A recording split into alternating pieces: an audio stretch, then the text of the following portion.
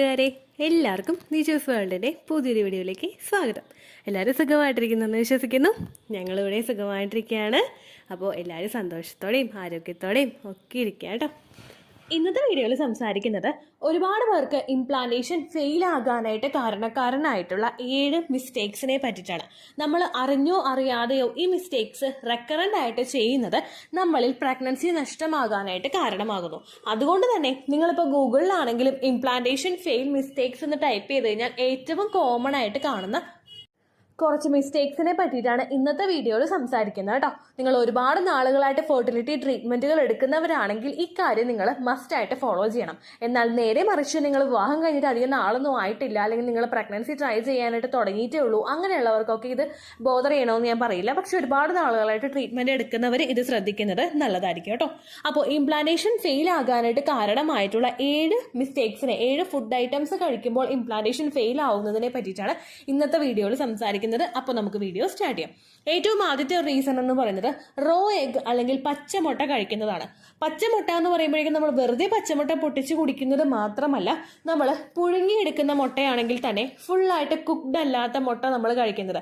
അതായത് നമ്മൾ പുഴുങ്ങി മുട്ട എടുക്കുമ്പോഴേക്കും ചില സമയത്ത് മുട്ടയുടെ ആ ഒരു യെല്ലോ കളറിൽ മുഴുവനായിട്ട് അങ്ങോട്ട് കുക്ക്ഡ് ആയിക്കൊള്ളണമെന്നില്ല. അങ്ങനെയൊക്കെ വരുന്ന എഗ്ഗ് നമ്മൾ കഴിക്കുമ്പോഴും, അതുപോലെ ബുൾസൈ ഇഷ്ടപ്പെടുന്നവരും ഒക്കെ, അല്ലെങ്കിൽ ഇപ്പം മുട്ട നമ്മൾ ഓംലേറ്റ് അടിച്ച് കഴിക്കുകയാണെങ്കിൽ കൂടി തന്നെയും അത് ഫുള്ളായിട്ട് കുക്ക്ഡ് അല്ലാത്ത രീതിക്ക് നിങ്ങൾ കഴിക്കുമ്പോഴേക്കും അതിൽ നിന്ന് സാൽമോണല ബാക്ടീരിയ നമ്മളുടെ ശരീരത്തിനകത്തേക്ക് പ്രവേശിക്കാനായിട്ട് സാധ്യതയുണ്ട്. കുഞ്ഞിന്റെ ഗ്രോത്തിനും ഡെവലപ്മെന്റിനും അതുപോലെ തന്നെ നിങ്ങളിൽ മിസ്കാരേജ് ഉണ്ടാക്കാനായിട്ടുള്ള റേറ്റ് വർദ്ധിപ്പിക്കുന്നതിനും ഈ ഒരു ബാക്ടീരിയക്ക് സാധ്യതയുണ്ട്. അതുപോലെ തന്നെ ഈ പച്ചമുട്ട നമ്മൾ വെറുതെ ഇതുപോലെയുള്ള ഐറ്റംസിൽ നമ്മൾ ഉപയോഗിക്കുക മാത്രമല്ല, മയോണൈസ് കഴിക്കുന്നവരൊക്കെ അത് ഉപയോഗിക്കുമ്പോഴേക്കും അതിലും ഏറ്റവും കൂടുതൽ അടങ്ങിയിട്ടുള്ളത് ഈ പച്ചമുട്ടയാണല്ലോ. അതുകൊണ്ട് അങ്ങനെയുള്ള ഐറ്റംസ് ആണെങ്കിലും കൂടുതലായിട്ട് ഉപയോഗിക്കുന്നത്, ഓവുലേഷൻ കഴിഞ്ഞിട്ട് കൂടുതലായിട്ട് ഉപയോഗിക്കുന്നത് മിസ്കാരേജ് ഉണ്ടാവാൻ ായിട്ടുള്ള ചാൻസസ് കൂട്ടുന്നു. രണ്ടാമത്തെ കാറ്റഗറിയിൽ പെടുന്ന ഒന്നാണ് തിളപ്പിക്കാത്ത പാല്. തിളപ്പിക്കാത്ത പാലെന്ന് പറയുമ്പോൾ ഇപ്പം എല്ലാം തന്നെ പാസ്ചറൈസ്ഡ് ആയിട്ടുള്ള മിൽക്കാണ് വരുന്നത്. പക്ഷെ നമ്മൾ പുറത്തുനിന്ന് പാല് മേടിക്കുന്നതല്ലാതെ ഇപ്പോൾ കറവയുള്ള വീട്ടിൽ നിന്ന് നമ്മൾ പാല് മേടിക്കുന്നുണ്ടാവില്ലേ, അങ്ങനെയുള്ള പാലൊക്കെ നല്ലതുപോലെ തിളപ്പിച്ചെടുത്തിട്ട് മാത്രമേ നമുക്ക് ഉപയോഗിക്കാനായിട്ട് പാടുള്ളൂ. ഇപ്പോൾ നിങ്ങൾ പുറത്തുനിന്ന് മേടിക്കാത്ത പാലാണെങ്കിൽ, പുറത്തുനിന്ന് അതായത് പാക്കറ്റ് പാലാണ് നിങ്ങൾ മേടിക്കുന്നതെങ്കിൽ കൂടി തന്നെ അത് തിളപ്പിക്കാതെ ഉപയോഗിക്കുന്ന പല സിറ്റുവേഷൻസ് നമ്മൾ ഫേസ് ചെയ്യാറുണ്ട്. അതായത് ഇപ്പോൾ ഷേക്സ് ഉണ്ടാക്കി നമ്മൾ കുടിക്കുന്ന സമയത്തൊക്കെ പലരും ആ ഒരു പാല് ഫുള്ളായിട്ട് അങ്ങോട്ട് തിളപ്പിക്കില്ല, ഫ്രീസറിൽ വെച്ച് കട്ടയാക്കി അതങ്ങനെ പൊട്ടിച്ചിട്ടാണ് ഷേക്ക് ഉണ്ടാക്കി കുടിക്കുന്നത്. ഇത് കണ്ടിന്യൂസ് ആയിട്ട് കുടിക്കുന്നത്, ഒരു ദിവസം ഓവുലേഷൻ നടക്കുന്ന സമയത്ത് കുടിക്കുന്നതല്ല, കണ്ടിന്യൂസ് ആയിട്ട് നമ്മൾ ഉപയോഗിക്കുന്നുണ്ടെങ്കിൽ, അതായത് ചില ആളുകൾ ഹെൽത്തി ആയിട്ടുള്ള വഴി കൂടി ഇത് ഉപയോഗിക്കുന്നവരുണ്ടാകും.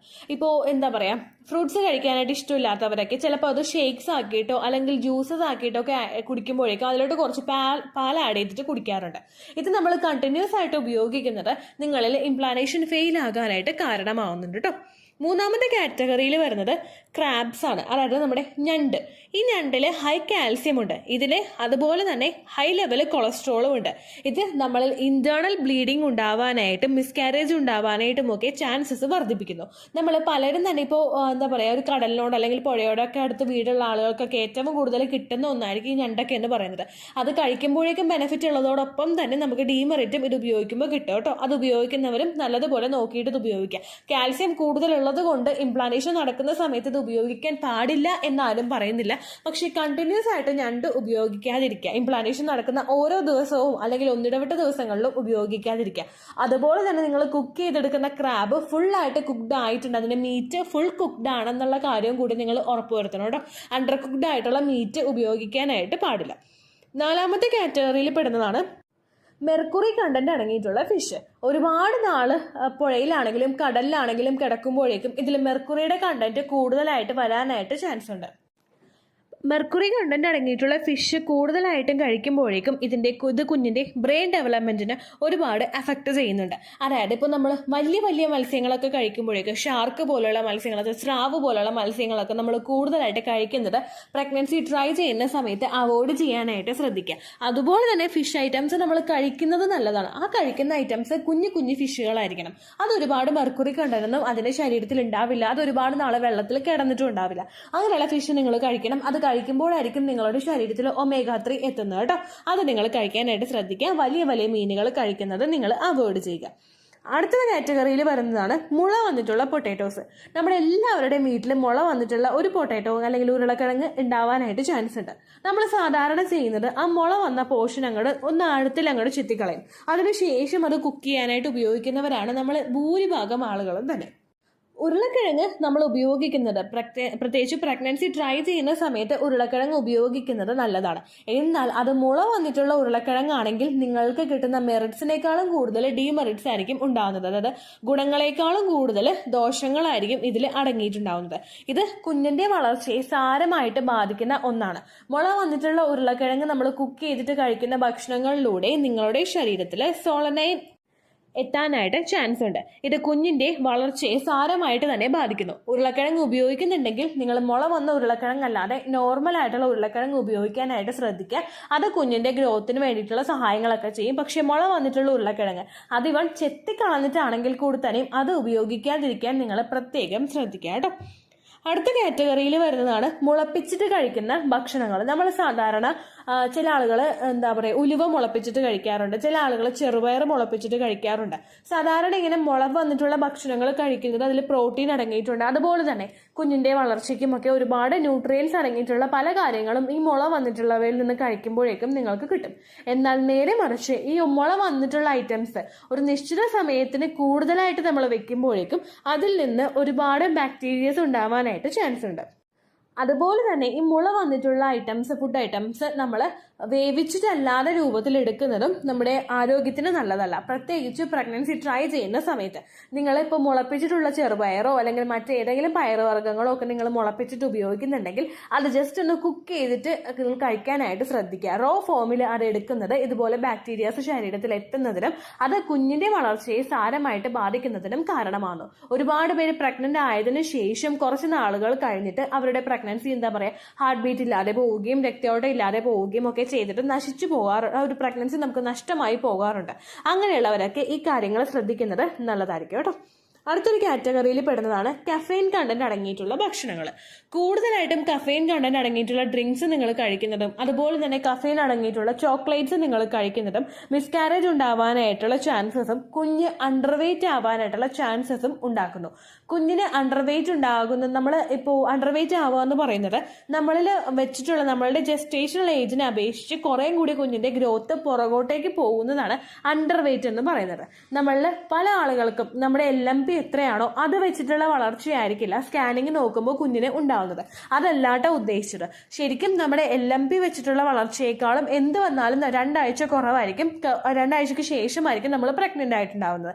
എന്നാൽ അണ്ടർവെയ്റ്റ് ആവുന്ന സിറ്റുവേഷനിൽ ജസ്റ്റേഷണൽ ഏജ് നമ്മുടെ ആ ഒരു സ്കാനിങ് റിപ്പോർട്ടിൽ വന്നിട്ടുള്ള ആ വീക്സിനേക്കാളും കുറേയും കൂടി വളർച്ച കീഴ്പോട്ടേക്ക് പോവുകയാണ് അണ്ടർവെയ്റ്റ് എന്നുള്ളൊരു സിറ്റുവേഷനിൽ സംഭവിക്കുന്നത്. ഇതും കഫെയിൻ കണ്ടന്റ് അടങ്ങിയിട്ടുള്ള ഭക്ഷണങ്ങൾ കൂടുതലായിട്ട് കഴിക്കുമ്പോൾ നമുക്ക് കിട്ടുന്ന അല്ലെങ്കിൽ നമുക്ക് ഉണ്ടാകുന്ന ഒരു ബുദ്ധിമുട്ടാണ്. കഫെയിൻ കണ്ടന്റ് അടങ്ങിയിട്ടുള്ള ഇപ്പോൾ കോഫി ആണെങ്കിലും കഫെയിൻ അടങ്ങിയിട്ടുള്ള ഡ്രിങ്ക്സ് ആണെങ്കിലും അല്ലെങ്കിൽ മറ്റേത് ഐറ്റംസ് ആണെങ്കിലും കഫെയിൻ അടങ്ങിയിട്ടുള്ളത് കൂടുതലായിട്ടും കഴിക്കാതിരിക്കാൻ ശ്രദ്ധിക്കുക. കോഫിക്ക് അഡിക്റ്റ് ആയിട്ടുള്ള ആളുകളുണ്ട്. അവരെ കോഫി ഒരു 250 mg കൂടുതൽ ഒരു ദിവസം ഉപയോഗിക്കുന്നില്ല എന്നുള്ള കാര്യം നിങ്ങൾ ഉറപ്പുവരുത്തുക കേട്ടോ. അതിനേക്കാളും കൂടുതലും നിങ്ങൾ ഉപയോഗിക്കുന്നത് ശരീരത്തിന് നല്ലതല്ല. ഗർഭസ്ഥ ശിശുവിന്റെ വളർച്ചയ്ക്കും നിങ്ങളുടെ ശരീരത്തിലെ പ്രവർത്തനത്തെയും അത് സാരമായിട്ട് ബാധിക്കും. അപ്പോൾ ഈ 7 കാര്യങ്ങളും നിങ്ങൾ കൃത്യമായിട്ട് ശ്രദ്ധിക്കുക. അതിനുശേഷം അതോടൊപ്പം നിങ്ങൾ ശ്രദ്ധിക്കേണ്ട ഒരു കാര്യമാണ്, നിങ്ങളിപ്പോൾ പഴങ്ങൾ കഴിച്ചാലും പച്ചക്കറികൾ കഴിച്ചാലും അത് നല്ലതുപോലെ കഴുകിയതിനു ശേഷം മാത്രം നല്ലതുപോലെ വേവിച്ചിട്ട് നിങ്ങൾ ഉപയോഗിക്കുക.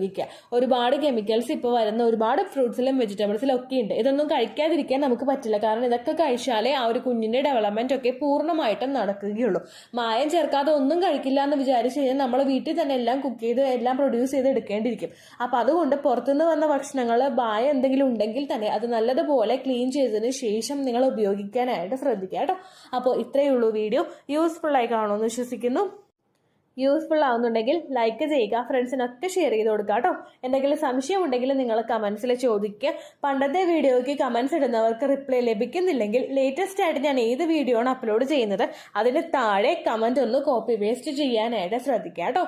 അതുപോലെ ഓവുലേഷൻ ഡേറ്റ് കാൽക്കുലേറ്റ് ചെയ്ത് തരാനായിട്ട് റിക്വസ്റ്റ് ചെയ്യുന്നവർ എത്രയാണോ നിങ്ങളുടെ കൃത്യം സൈക്കിൾ ലെങ്ത് അത് മെൻഷൻ ചെയ്യാനായിട്ട് ശ്രദ്ധിക്കുക.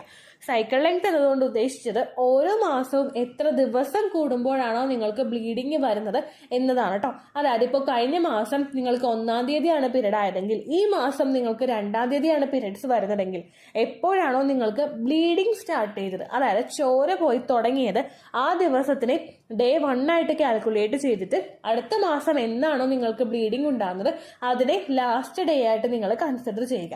ആ ദിവസം കൂടി എണ്ണിയിട്ട് എത്ര ദിവസമുണ്ടോ അതാണ് നിങ്ങളുടെ സൈക്കിൾ ലെങ്ത്. അത് കൃത്യമായിട്ട് നിങ്ങൾ പറയാനായിട്ട് ശ്രദ്ധിക്കുക കേട്ടോ. അപ്പോൾ ഇത്രയേ ഉള്ളൂ വീഡിയോ. അടുത്തൊരു വീഡിയോ ആയിട്ട് നമുക്ക് വീണ്ടും കാണാം. ബൈ.